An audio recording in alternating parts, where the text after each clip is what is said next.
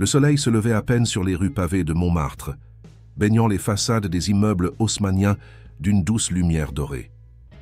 Comme chaque matin depuis 20 ans, Amélie Dufresne était déjà à l'œuvre, son balai effleurant rythmiquement le trottoir. Ses gestes précis et efficaces témoignaient d'années de pratique, une danse quotidienne qu'elle exécutait avec une fierté silencieuse que peu comprenaient. À 52 ans, Amélie incarnait la résilience. Ses mains calleuses et son visage marqué par les intempéries racontèrent l'histoire d'une femme qui n'avait jamais reculé devant l'adversité. Employée municipale de la ville de Paris, elle se levait invariablement à 4h30 pour préparer les repas de ses 3 enfants adolescents avant d'enfiler son uniforme vert et de rejoindre son secteur bien avant que la plupart des Parisiens n'ouvrent les yeux. Ce matin-là, alors qu'elle s'attaquait aux feuilles mortes qui s'accumulaient près de la place des Abbesses, un bruit sourd attira son attention. À quelques mètres, un homme en fauteuil roulant s'était renversé en tentant de franchir une bordure de trottoir. Sans hésitation, Amélie abandonna son balai contre un platane et se précipita vers lui. « Monsieur, vous allez bien ?» s'exclama-t-elle en l'aidant à se redresser. L'homme, dont les cheveux grisonnants et le costume élégant contrastaient avec la simplicité de l'uniforme d'Amélie, la regarda avec des yeux d'un bleu perçant qui semblait analyser chaque détail de son visage. « Grâce à vous, madame », répondit-il avec un accent légèrement provincial. « Je m'appelle Henri Valmont. Je vous suis infiniment reconnaissant. » Ses mains tremblaient légèrement lorsqu'il fouilla dans la poche de sa veste pour en sortir un billet de 10 €. « Pour vous remercier », insista-t-il en le lui tendant. Amélie secoua la tête, un sourire sincère illuminant son visage fatigué. « Ce n'est rien, monsieur. N'importe qui aurait fait la même chose. » Ce qu'Amélie ne pouvait deviner, c'est que le regard d'Henri n'avait rien d'ordinaire. Sous ses apparences de simple retraité se cachait un observateur méticuleux qui n'avait pas choisi cette rue par hasard. « Permettez-moi au moins de connaître votre nom », demanda-t-il, alors qu'elle s'apprêtait à retourner à son travail. « Amélie Dufresne », répondit-elle, surprise par cette curiosité. « Eh bien, Madame Dufresne, notre rencontre est peut-être plus significative que vous ne l'imaginez. » Ces paroles énigmatiques résonnèrent dans l'esprit d'Amélie alors qu'elle reprenait son balai et poursuivait sa journée. L'homme s'éloigna, mais elle sentait encore son regard posé sur elle.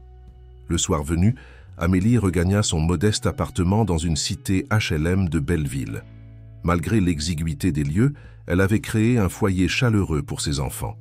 Lucas, l'aîné de 17 ans au caractère rebelle. Emma, 15 ans, studieuse et rêveuse. Et le petit Thomas, 13 ans, passionné de musique.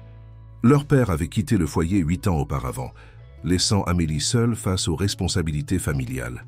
« Maman, l'école organise une sortie au musée la semaine prochaine », annonça Emma, tandis qu'Amélie préparait le dîner. « Et il faut 60 € pour y participer. » Amélie sentit son cœur se serrer. Son budget était calculé au centime près, et cette dépense imprévue menaçait l'équilibre précaire de leurs finances. « Je verrai ce que je peux faire, ma chérie », promit-elle, en caressant les cheveux de sa fille. Cette nuit-là, après avoir rangé l'appartement impeccablement comme elle le faisait chaque soir, sa profession ayant forgé en elle un besoin presque obsessionnel de propreté, Amélie sortit une vieille boîte à biscuits où elle conservait ses économies. Elle compta et recompta les billets, cherchant une solution. Le lendemain, en arrivant sur son lieu de travail, Amélie eut la surprise de retrouver Henri Valmont au même endroit que la veille. Cette fois, il tenait un petit bouquet de fleurs des champs. « Madame Dufresne », l'interpella-t-il avec un sourire chaleureux, « je vous attendais. » Méfiante mais intriguée, Amélie ralentit le pas. « Ces fleurs sont pour vous », dit-il en les lui tendant. « Et j'aimerais vous inviter à prendre un café. J'ai une proposition à vous faire. »« Une proposition ?» répéta Amélie perplexe. « Rien de compromettant, je vous assure. Simplement une conversation qui pourrait changer votre vie. » Le café. Le petit Montmartre, situé à l'angle de la rue, était pratiquement vide à cette heure matinale. Amélie avait prévenu son superviseur qu'elle prendrait sa pause plus tôt, intriguée malgré sa réticence naturelle à se laisser distraire pendant ses heures de travail. « Je dirige une fondation », expliqua Henri en remuant son café. « La Fondation Nouveau Départ. Nous identifions des personnes exceptionnelles qui passent inaperçues aux yeux de la société et nous leur offrons une seconde chance, une opportunité de réaliser leurs rêves. Amélie écoutait incrédule. Les mains serrées autour de sa tasse, elle se demandait où menait cette conversation surréaliste. « Et vous pensez que je suis exceptionnelle ?» demanda-t-elle avec un petit rire nerveux. « Je vous observe depuis plusieurs semaines, Madame Dufresne. Votre dévouement, votre dignité face aux difficultés. Oui, vous êtes exactement le genre de personne que nous cherchons. » Henri sortit alors de sa sacoche une brochure de l'Université Paris-Sorbonne. « J'aimerais vous offrir une bourse d'études complète. Vous pourriez suivre n'importe quelle formation de votre choix, tout en conservant un salaire équivalent à celui que vous gagnez actuellement. » Le monde d'Amélie sembla s'arrêter de tourner. Des études universitaires. Ce rêve qu'elle avait abandonné 35 ans plus tôt, lorsque ses parents, ouvriers, lui avaient expliqué qu'ils n'avaient pas les moyens de financer sa scolarité. « C'est absurde », murmura Amélie en rentrant chez elle ce soir-là, la brochure universitaire soigneusement pliée dans la poche de son manteau usé. Pourquoi moi? Le quartier de Belleville s'animait avec l'approche du Festival des Harmonies urbaines, un événement annuel où les habitants transformaient des objets du quotidien en instruments de musique. Cette tradition, née dans les années 1990 pour revitaliser ce quartier populaire, était devenue emblématique. Depuis des années, Amélie et ses collègues éboueurs y participaient, créant des rythmes entraînants avec leurs ballets et poubelles pour le plus grand plaisir des spectateurs. En traversant la place du marché, elle aperçut des affiches colorées annonçant l'événement prévu dans 3 mois. Cette vision familière la ramena brutalement à sa réalité. Comment pouvait-elle envisager de bouleverser l'équilibre fragile de sa vie pour un rêve aussi improbable? Pourtant, en franchissant le seuil de son appartement, l'image d'Emma penchée sur ses devoirs la frappa de plein fouet. Sa fille méritait une mère dont elle pourrait être fière, une mère qui lui montrerait que les rêves ne sont pas réservés aux autres. « Tu rentres tard », remarqua Lucas, affalé sur le canapé, les yeux rivés sur son téléphone. « J'ai rencontré quelqu'un qui… » commença Amélie avant de s'interrompre. Comment expliquer l'inexplicable? Qui m'a proposé quelque chose d'incroyable? Le regard de son fils aîné se détacha enfin de l'écran, une lueur d'inquiétude traversant ses yeux. Quel genre de proposition? Amélie sortit la brochure. Ses mains tremblaient légèrement tandis qu'elle la tendait à Lucas. Des études universitaires. Une bourse complète. Le silence qui suivit fut rompu par le rire incrédule de Lucas. Toi, à l'université? Et pourquoi pas astronaute tant qu'on y est? Ces mots, bien que prononcés sur le ton de la plaisanterie, s'enfoncèrent comme des épines dans le cœur d'Amélie. Était-elle si insignifiante aux yeux de son propre fils qu'il ne pouvait l'imaginer aspirant à autre chose? Et pourquoi pas? Intervint Emma, qui avait écouté la conversation depuis la porte de sa chambre. Maman est intelligente. Elle pourrait faire des études si elle le voulait. Le regard que lui lança sa fille, mélange de fierté et d'espoir, suffit à Amélie pour prendre sa décision. 3 semaines plus tard, après plusieurs rencontres avec Henri Valmont et une visite guidée de l'université, Amélie franchissait les portes de la Sorbonne pour sa première soirée d'orientation. Elle avait choisi de s'inscrire en gestion environnementale urbaine, un domaine où son expérience pratique pourrait se conjuguer avec des connaissances théoriques. Le campus lui semblait être un monde parallèle, peuplé de jeunes gens sûrs d'eux et de professeurs intimidants. Dans son tailleur bon marché acheté spécialement pour l'occasion, elle se sentait comme une imposture, une intruse dans un univers qui n'était pas le sien. « Première année ?» demanda une voix à côté d'elle. Amélie se tourna vers une femme d'une quarantaine d'années au sourire avenant. « Ça se voit tant que ça ?» répondit-elle avec un rire nerveux. « Je m'appelle Sylvie Moreau, je suis aussi en reprise d'études. On se sent un peu comme des extraterrestres parmi tous ces genoux, pas vrai ?» Cette rencontre fut la première d'une longue série de découvertes. Si certains étudiants plus jeunes la regardaient avec condescendance, d'autres se montraient curieux de son parcours atypique. Les professeurs, quant à eux, valorisaient souvent son expérience pratique qui apportait une perspective unique aux discussions théoriques. Pendant les 3 premiers mois, Amélie vécut dans un état de « dissonance cognitive permanent ». Le jour, elle continuait son travail de nettoyage des rues, se levant à l'aube pour accomplir ses tâches avant de rentrer épuisée. 3 soirs par semaine, elle se transformait en étudiante, plongée dans des manuels et des discussions sur l'écologie urbaine et la gestion des déchets. Cette double vie générait des tensions inévitables à la maison. Thomas, le plus jeune, semblait s'adapter, fier de voir sa mère étudier à leur côté. Emma, initialement enthousiaste, commençait à ressentir une forme de jalousie devant l'attention qu'Amélie portait à ses propres études, au détriment de l'aide qu'elle lui apportait habituellement. Mais c'est Lucas qui manifestait l'opposition la plus farouche. « Tu n'es presque jamais là », lui reprocha-t-il un soir, après qu'elle eut manqué son match de football. « Et quand tu es physiquement présente, ton esprit est ailleurs. » Ces mots atteignirent Amélie en plein cœur, ravivant sa culpabilité. Elle qui avait toujours mis un point d'honneur à être présente pour ses enfants, se retrouvait déchirée entre ses responsabilités familiales et ses nouvelles aspirations. « Je fais ça pour nous tous », tenta-t-elle d'expliquer. « Pour vous, montrez qu'il n'est jamais trop tard. »« On n'a pas besoin de leçons de vie, » rétorqua Lucas. « On a besoin d'une mère. » Ces confrontations la laissaient épuisée, remettant constamment en question sa décision. Était-elle égoïste de poursuivre ce rêve? Avait-elle le droit de bouleverser l'équilibre familial pour satisfaire une ambition personnelle? Henri Valmont, devenu un confident inattendu, l'encourageait à persévérer. Leurs rencontres hebdomadaires autour d'un café étaient devenues un rituel qu'Amélie attendait avec impatience. Il l'écoutait sans juger, offrant des perspectives qui éclairaient en ses doutes sous un jour nouveau. « La culpabilité est le fardeau des femmes exceptionnelles », lui dit-il un jour. « Les hommes poursuivent leurs ambitions sans remords, tandis que les femmes s'interrogent constamment sur le prix que perdent leurs proches. » Dans le cadre d'un projet universitaire sur le développement durable urbain, Amélie commença à élaborer un système innovant de tri et de valorisation des déchets, s'appuyant sur sa connaissance intime du terrain. Son professeur, le docteur Leroy, fut impressionné par l'originalité de son approche. « Vous avez une perspective unique, Madame Dufresne », remarqua-t-il après sa présentation. « Votre projet mériterait d'être développé au-delà du cadre académique. » Quelques jours plus tard, elle reçut un email d'une entreprise nommée Éco-Solutions, exprimant un vif intérêt pour son projet et proposant un financement pour un programme pilote. Cette opportunité inespérée semblait la confirmation qu'elle avait eu raison de prendre ce risque.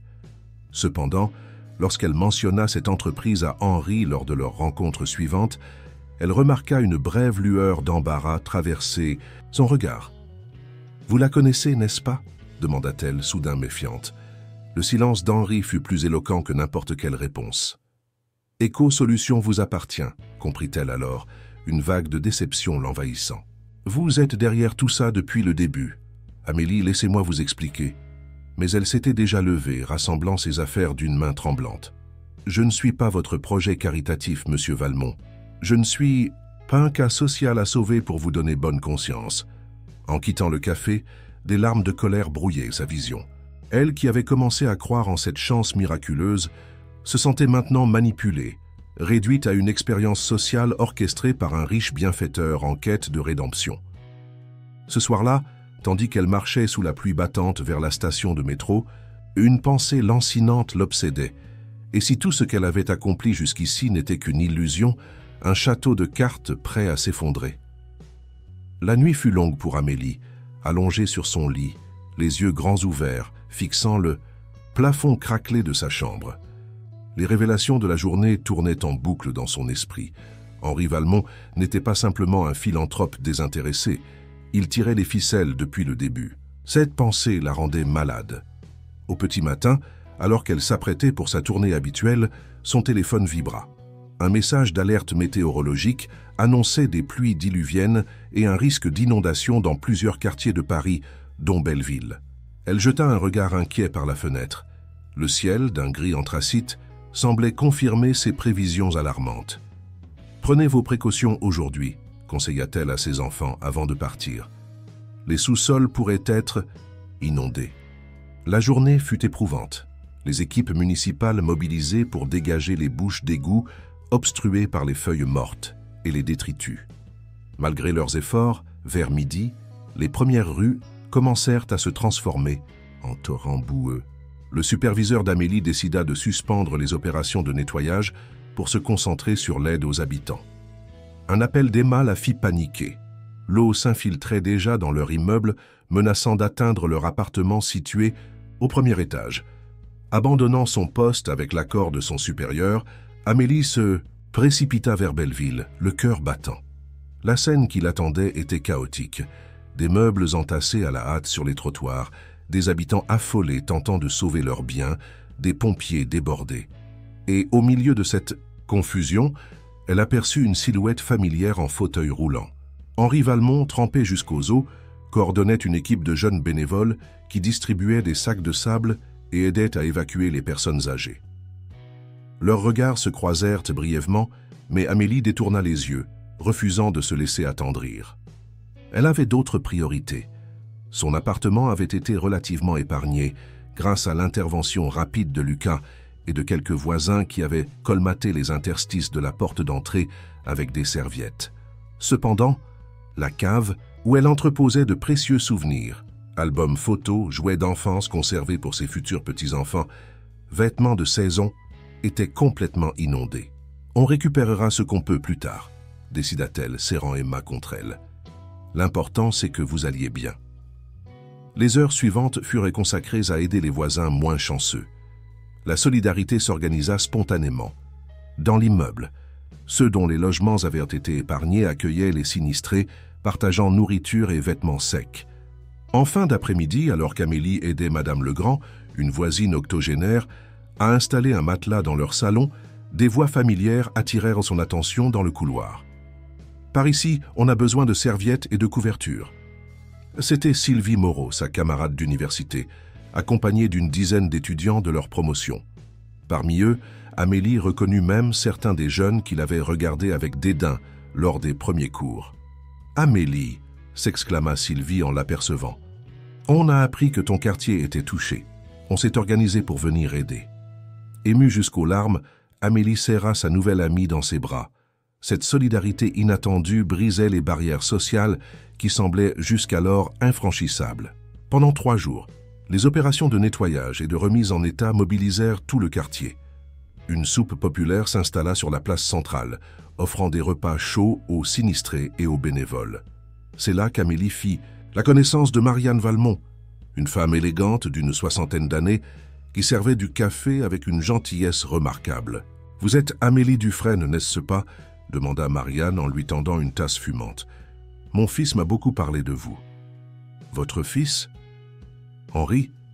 Il vous admire énormément, vous savez. » Méfiante, Amélie observa attentivement cette femme qui prétendait être la mère d'Henri. La ressemblance était frappante maintenant qu'elle y prêtait attention. Les mêmes yeux bleus perçants, la même façon de sourire en inclinant légèrement la tête.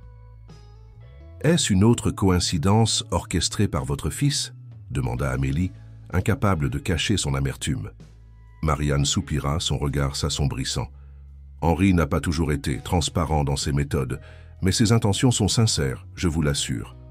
Prenant Amélie par le bras, Marianne l'entraîna vers un banc, à l'écart de la foule. « Mon fils était un homme d'affaires impitoyable, » commença-t-elle. « Brillant mais sans scrupules. Un accident de voiture l'a laissé paraplégique il y a 3 ans. Pendant sa convalescence, une infirmière, une femme simple mais d'une extraordinaire humanité comme vous, lui a appris à redécouvrir les vraies valeurs. Cette révélation ébranla les certitudes d'Amélie. L'image qu'elle s'était forgée d'Henri, celle d'un manipulateur cynique, commençait à se fissurer. Depuis, il consacre sa fortune à repérer et soutenir des personnes exceptionnelles que la société néglige, poursuivit Marianne. Vous n'êtes pas un projet caritatif pour lui, Amélie. Vous êtes un rappel de ce qu'il aspire à devenir. Ces paroles résonnèrent en Amélie longtemps après que Marianne l'eut quittée. Cette nuit-là, incapable de dormir malgré l'épuisement, elle se leva et sortit sur le petit balcon de l'appartement. La ville scintillait sous un ciel enfin dégagé, comme lavé de ses impuretés par la tempête. Avait-elle été injuste envers Henri? Peut-être. Mais sa méfiance n'était-elle pas légitime? Toute sa vie, elle s'était battue pour préserver sa dignité, refusant d'être un objet de pitié. L'idée d'être choisie comme un cas intéressant par un milliardaire en quête de rédemption la révoltait toujours. Le lendemain, la vie commença lentement à reprendre son cours. Les écoles rouvraient, les commerces également. En se rendant à l'université pour la première fois depuis l'inondation, Amélie fut surprise de constater que son regard sur le campus avait changé. Ces bâtiments imposants qui l'intimidaient tant quelques mois plus tôt lui semblaient maintenant presque familiers. Le professeur Leroy. Ça l'accueillit avec une chaleur inhabituelle. « Madame Dufresne, j'ai appris pour votre quartier. Comment allez-vous » Sa sollicitude sincère toucha Amélie.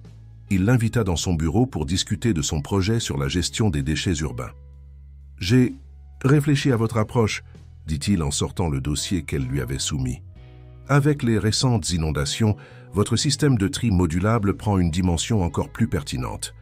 Les déchets charriés par les eaux ont créé un véritable désastre écologique. » Il lui proposa de développer son projet dans le cadre d'un partenariat universitaire, indépendamment de toute entreprise privée. Cette proposition représentait exactement ce qu'Amélie recherchait.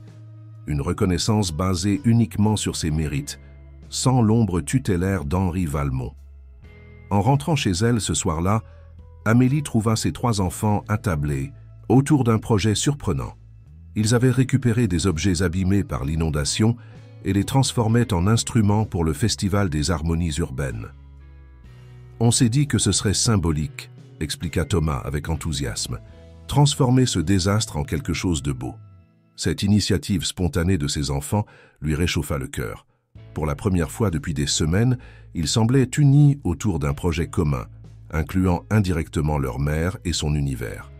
Même Lucas, habituellement si critique, manifestait un intérêt nouveau pour ses études. « Ton prof a raison », admit-il après qu'elle eut partagé les derniers développements de son projet. « Ce que tu proposes pourrait vraiment changer les choses dans des quartiers comme le nôtre. » 7.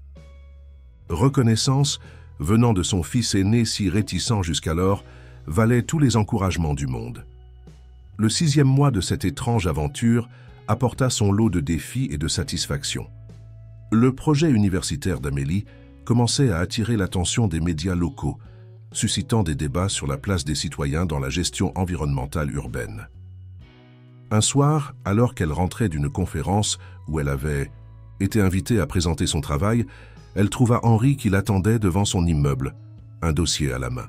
« Félicitations pour votre succès », dit-il simplement. « Vous méritez chaque reconnaissance que vous recevez. » Amélie observa Henri en silence pendant quelques secondes, partagée entre la méfiance persistante et une curiosité renouvelée. Finalement, elle fit un geste vers le petit café au coin de la rue. « Je peux vous accorder 10 minutes », concéda-t-elle. Une fois installée, Henri lui tendit le dossier qu'il portait. À l'intérieur, Amélie découvrit une proposition officielle de la mairie de Paris.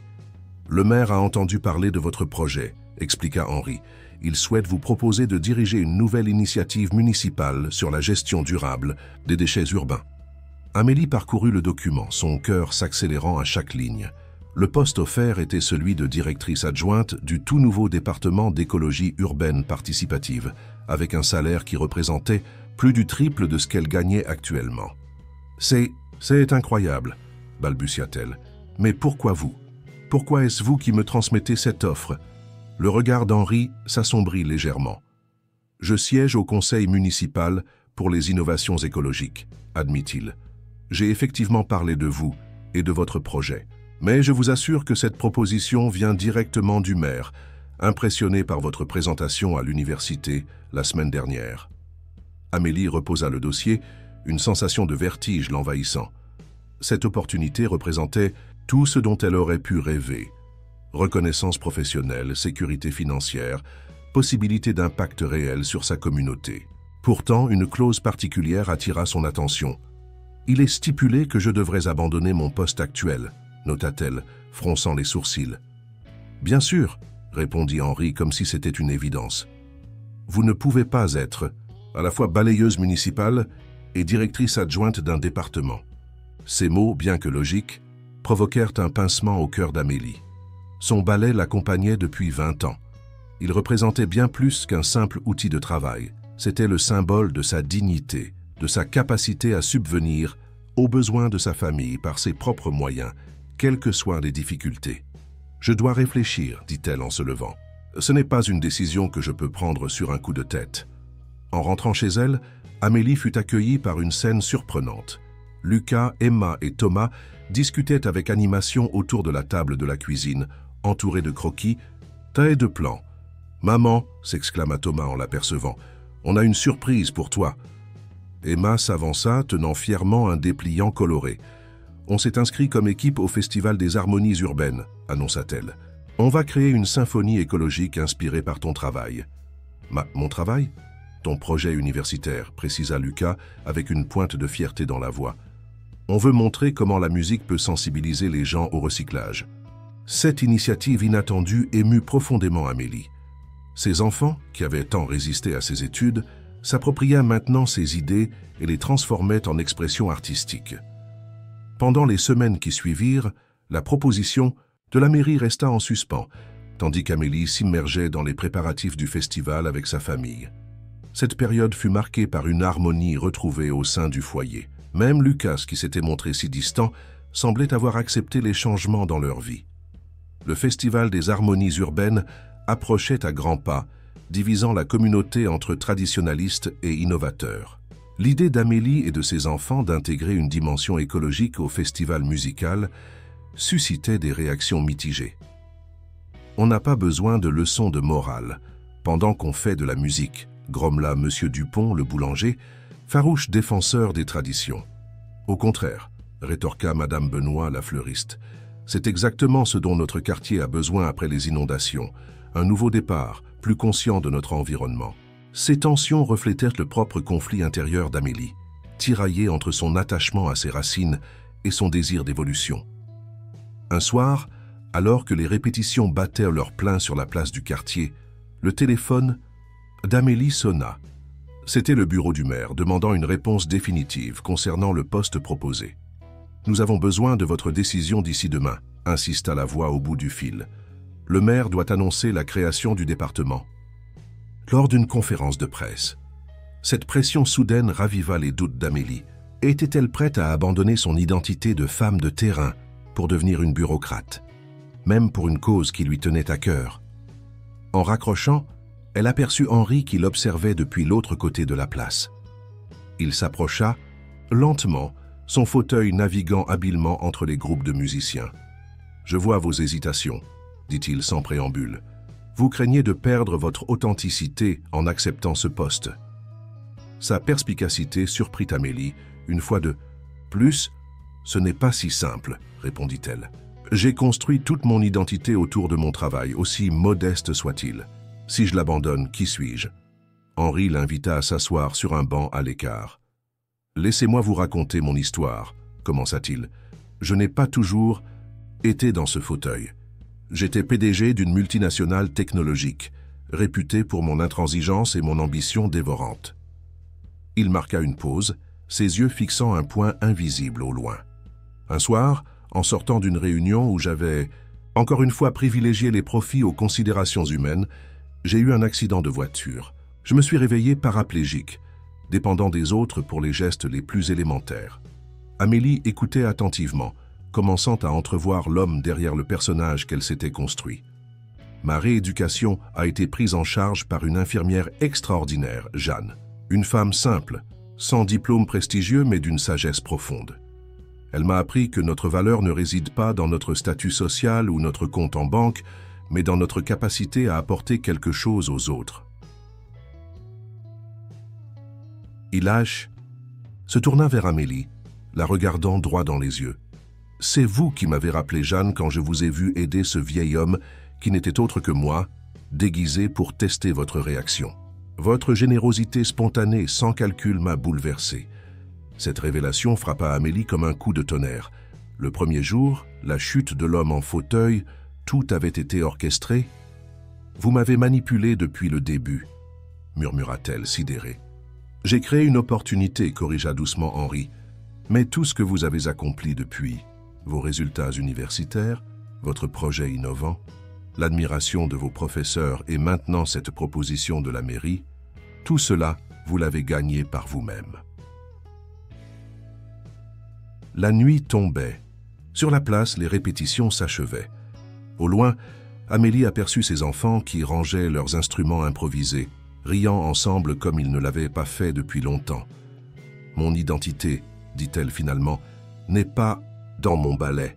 Elle est dans ma persévérance, dans ma capacité à prendre soin des autres, dans mon amour pour cette ville. Peut-être que je peux apporter davantage en acceptant ce changement. Le regard d'Henri s'illumina d'une approbation silencieuse. « Mais j'ai une condition, » ajouta Amélie avec fermeté. « Je veux que le projet inclue la formation et la promotion des agents de nettoyage actuels. Ils possèdent un savoir précieux que la ville ne peut pas se permettre de perdre. » Henri sourit, visiblement impressionné par cette exigence. « Je transmettrai votre condition au maire. Je suis certain qu'il sera ravi de cette perspective. » Alors qu'ils se séparaient, Amélie sentit c'est qu'un chapitre de sa vie se terminait, tandis qu'un autre, plus incertain mais prometteur, s'ouvrait devant elle. Le lendemain matin, lorsqu'elle enfila son uniforme vert une fois de plus, elle savait que ce serait probablement l'une des dernières fois. Cette pensée lui procura un mélange de mélancolie et d'excitation. En arrivant sur son secteur habituel, elle prit son balai avec une conscience aiguë de chaque geste, savourant la familiarité de cette routine qui avait rythmé 2 décennies de sa vie. Le jour du Festival des Harmonies Urbaines arriva enfin, baignant Belleville dans une atmosphère d'effervescence créative. Les rues habituellement encombrées de voitures avaient été transformées en scènes à ciel ouvert, où des musiciens de tous âges s'affairaient à accorder leurs instruments improbables. Des poubelles métalliques devenaient des tambours, des tuyaux de plomberie se muaient en trompettes rudimentaires, et même les lampadaires servirent de support à des installations sonores ingénieuses. Amélie contemplait ce spectacle avec un regard neuf. Demain, elle commencerait officiellement son poste à la mairie, laissant derrière elle son balai et son chariot. Aujourd'hui, pourtant, elle n'était ni la balayeuse ni la future directrice adjointe, simplement une habitante de Belleville, une mère fière de ses enfants qui s'apprêtait à se produire sur la scène principale. Lucas, Emma et Thomas avaient travaillé d'arrache-pied sur leur symphonie du recyclage, une performance mêlant musique et message écologique. Leur installation, composée uniquement de déchets récupérés après l'inondation, occupait le centre de la place principale. « Maman !» l'appela Emma, agitant frénétiquement la main. « Viens voir la dernière modification. » En s'approchant, Amélie découvrit que ses enfants avaient intégré son vieux balai usé à leur structure musicale, le transformant en une sorte de harpe dont les cordes, tendues entre le manche et les poils, produisaient des sons cristallins lorsqu'on les effleurait. « C'est symbolique, » expliqua Thomas avec un sérieux touchant. « Ton balai qui devient musique, comme toi qui deviens autre chose tout en restant la même. » Cette attention la bouleversa. Ses enfants, qui avaient tant lutté contre sa transformation, célébraient maintenant son évolution à travers leur grâce où la foule commençait à s'amasser autour des différentes scènes. Amélie aperçut plusieurs visages familiers. Ses collègues éboueurs venus la soutenir, des étudiants de l'université, le professeur Leroy accompagné de sa famille, et même le maire en personne, reconnaissable à son écharpe tricolore, venu sans doute observer celle qu'il avait choisie pour diriger sa nouvelle initiative. Un peu nerveuse ? Demanda une voix à côté d'elle. Henri Valmont s'était approché discrètement, élégant dans un costume bleu marine qui contrastait avec la tenue décontractée qu'il portait habituellement. « Pour mes enfants, oui, » admit Amélie. « Pour moi, étrangement, non. J'ai l'impression d'être exactement là où je dois être, entre 2 mondes qui se rejoignent enfin. » Un sourire énigmatique se dessina sur les lèvres d'Henri. « J'ai une dernière révélation à vous faire, » annonça-t-il. « Certainement te dire, quelque chose que j'aurais dû vous dire depuis longtemps. » Le regard d'Amélie se durcit légèrement. « Plus de surprise, Henri.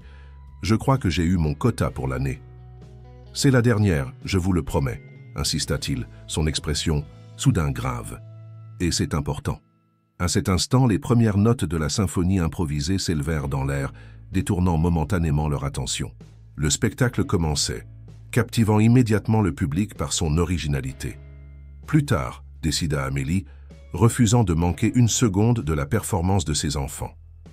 Les heures qui suivirent furent un tourbillon d'émotions. La symphonie du recyclage remporta un succès retentissant. Lucas, Emma et Thomas recevant une ovation qui fit briller des larmes de fierté dans les yeux de leur mère. D'autres performances se succédèrent, transformant les rues de Belleville en une véritable célébration de la créativité et de la résilience du quartier après les inondations. En fin d'après-midi, alors que le festival battait son plein, le maire monta sur la scène principale pour un discours impromptu. « Citoyens de Belleville », commença-t-il, sa voix amplifiée résonnant sur la place, ce festival incarne parfaitement l'esprit innovant que nous souhaitons insuffler à notre ville. Et c'est pourquoi je suis heureux d'annoncer officiellement la création du département d'écologie urbaine participative, qui sera co-dirigé par une enfant de ce quartier, Madame Amélie Dufresne. Dès ici, applaudissements nourris éclatèrent, particulièrement enthousiastes du côté où se tenaient ses collègues éboueurs. Amélie se sentit poussée vers la scène par ses enfants, rougissant sous cette attention soudaine. « Quelques mots ?» l'encouragea le maire, en lui. Tendant le micro, intimidée mais déterminée, Amélie prit une profonde inspiration.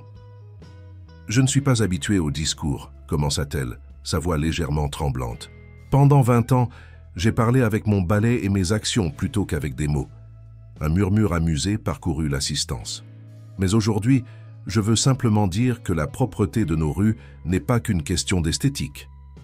C'est une question de respect. Respect pour notre environnement, pour nos voisins, pour les générations futures. Dans mes nouvelles fonctions, je m'engage à faire entendre la voix de ceux qui, comme moi, travaillent dans l'ombre pour rendre notre ville vivable. » Elle marqua une pause, cherchant Henri du regard dans la foule. « J'ai appris récemment qu'il n'est jamais trop tard pour évoluer, pour se réinventer sans renier qui l'on est profondément. Cette leçon, je la dois à mes enfants, à mes professeurs, à mes collègues, et à un homme qui a cru en moi avant que je ne croie en moi-même. » Les applaudissements qui suivirent son discours la submergèrent d'une émotion qu'elle n'avait jamais connue auparavant. La fierté sans honte, la reconnaissance sans gêne. Le soir venu, alors que les derniers musiciens rangeaient leurs instruments et que les familles rentrèrent chez elles, Amélie retrouva Henri près de la fontaine centrale, légèrement à l'écart de l'agitation. « Vous vouliez me parler » lui rappela-t-elle, s'asseyant à ses côtés sur un banc. Henri hocha la tête, son regard inhabituellement hésitant. « Je ne suis pas seulement un homme d'affaires qui a eu un accident, » commença-t-il. « Je suis Henri Valmont, fondateur de Valtech Industries. » Ce nom fit l'effet d'une bombe à Amélie. Valtech Industries, le géant mondial de la technologie, dont le siège parisien employait des milliers de personnes et dont la fortune était estimée à plusieurs milliards d'euros. Après mon accident, poursuivit-il, j'ai traversé une longue période de dépression. Moi qui contrôlais tout, je me retrouvais dépendant des autres pour les gestes les plus élémentaires. C'est Jeanne, mon infirmière, qui m'a sauvé, en me rappelant que ma valeur ne résidait pas dans mon pouvoir ou ma fortune, mais dans ma capacité à avoir un impact positif sur les autres. Il sourit tristement. Pendant ma convalescence, j'ai décidé de consacrer une partie de ma fortune à repérer et soutenir des personnes exceptionnelles que la société néglige. Vous êtes la 23e personne que ma fondation aide, mais la première qui m'ait fait comprendre que je me trompais dans mon approche. « Comment ça ?»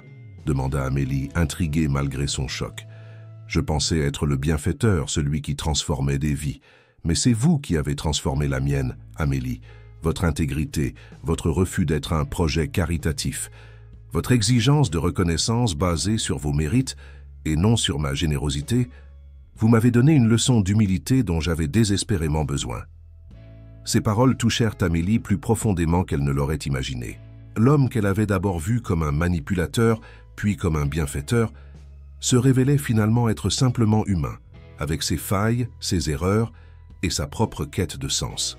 « J'ai un dernier cadeau pour vous », ajouta Henri, en lui tendant une enveloppe. « Mais cette fois, c'est sans condition et sans manipulation. Vous êtes libre de l'accepter ou de le refuser. » À l'intérieur, Amélie découvrit des documents attestant que des actions de Valtech Industries avaient été transférées sur des comptes au nom de Lucas, Emma et Thomas, pour leurs études universitaires, expliqua Henri, pour qu'ils puissent choisir leur voie sans les contraintes financières que vous avez connues. Les larmes aux yeux, Amélie contempla ces papiers qui représentaient la sécurité et la liberté pour ses enfants. « Pourquoi ?» murmura-t-elle. « Pourquoi nous ? Parce que vous m'avez rappelé que la vraie richesse n'est pas dans les comptes bancaires, mais dans la dignité avec laquelle on mène sa vie, quelle que soit sa position sociale, » répondit simplement Henri. Une semaine plus tard, Amélie prenait officiellement ses fonctions à la mairie. Son premier acte officiel fut de proposer la création d'un programme de formation et de promotion interne pour les agents d'entretien de la ville, leur offrant des passerelles vers des postes à responsabilité dans la gestion environnementale. Dans le hall du tout nouveau centre de formation des métiers de l'environnement urbain, inauguré 6 mois plus tard, un objet insolite attirait l'attention des visiteurs, un vieux balai usé, encadré comme une œuvre d'art, avec une simple plaque gravée. Nos racines nous définissent autant que nos aspirations, à tous ceux qui, chaque jour, rendent notre ville plus belle par leur travail souvent invisible. Ce balai, celui qu'Amélie avait manié pendant 20 ans, était devenu le symbole d'une philosophie. Parfois, il faut garder fermement ses racines pour que les branches puissent s'élever vers de nouveaux horizons. Quant à Henri et Amélie, leur relation évolua vers une amitié profonde, basée sur le respect mutuel et la reconnaissance que parfois le destin nous place sur le chemin des personnes qui vont changer notre vie de manière inattendue. Ce qui avait commencé comme une rencontre apparemment fortuite entre une balayeuse et un homme en fauteuil roulant s'était transformé en une révolution silencieuse qui touchait maintenant des centaines de vies à travers Paris. Et chaque matin, lorsqu'Amélie passait devant la place des Abbesses, en se rendant à son bureau, elle adressait un sourire reconnaissant à ce coin de trottoir où tout avait commencé. Rappel quotidien que les plus grands changements naissent souvent des gestes les plus simples.